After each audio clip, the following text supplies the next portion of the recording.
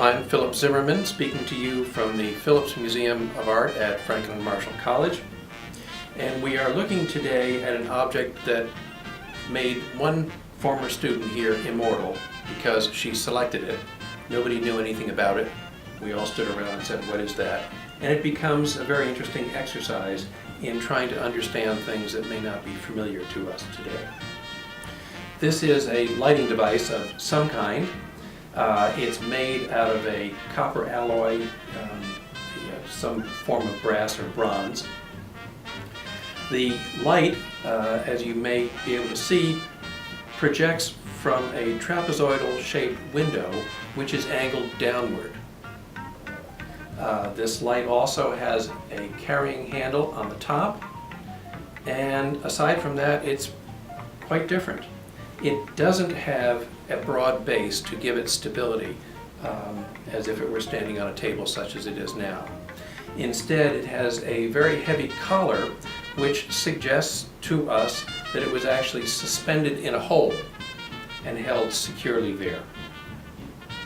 A history accompanying this object said that it was used on the USS Tulsa.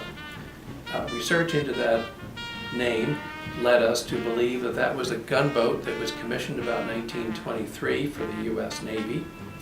And given that, we looked at this and said this is probably early 20th century, and from there we got some direction.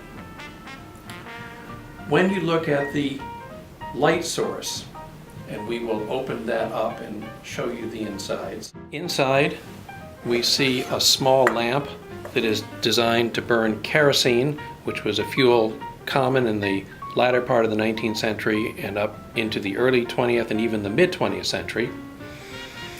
When this was fueled and lighted, it was then slid back into place, the front closed, and you had a light source. With the lamp lighted inside the chamber, it needs a source of oxygen, which is available through the holes drilled into the bottom of the door and additional holes drilled into the bottom of the light itself. The oxygen feeds the flame, and the hot air has to exhaust somewhere, and on this light it exhausts through a chimney, which, as you can see, can be opened up by unscrewing this dome top. That's a fairly elaborate chimney. Its purpose, of course, was to keep water outside the flame inside, so that if this were on a ship and it were in foul weather or high seas, the light would continue to burn. So now you too know what a binnacle lamp is. If you see another one of these or have any information about binnacle lamps, please don't hesitate to contact people at the Phillips Museum of Art. I'm sure they want to know more about their collections. Thank you.